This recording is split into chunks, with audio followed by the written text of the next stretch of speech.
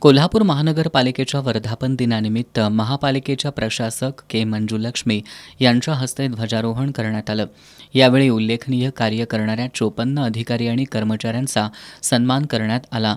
2024-25 या वर्षातील शासकीय शिष्यवृत्ती परीक्षेच्या राज्य गुणवत्ता यादीत स्थान मिळवलेल्या महापालिकेच्या शाळांमधील स्वरा पाटील, अद्वैत पवार, संस्कार पाटील, मधुरिमा जाधव, उत्कर्ष खानोलकर, काव्या घोटणे, विराज पवार, रौनक वाईंगडे आणि ज्ञानदा चौगले या 10 विद्यार्थ्यांना प्रशस्तीपत्र आणि सन्मानचिन्ह देऊन सन्मानित करण्यात आलं.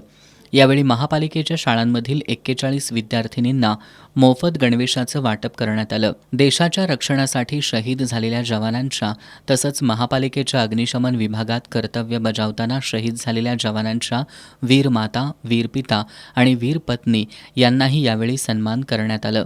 महापालिका कर्मचाऱ्यांच्या वतीनं पंचगंगा स्मशानभूमीला अतिरिक्त आयुक्त रविकांत अडसूळ यांच्या हस्ते 50,000 शेणी सुपूर्द करण्यात आल्या. यावेळी प्रशासक के मंजुलक्ष्मी यांनी महापालिकेच्या सर्व अधिकारी आणि कर्मचाऱ्यांना शुभेच्छा दिल्या.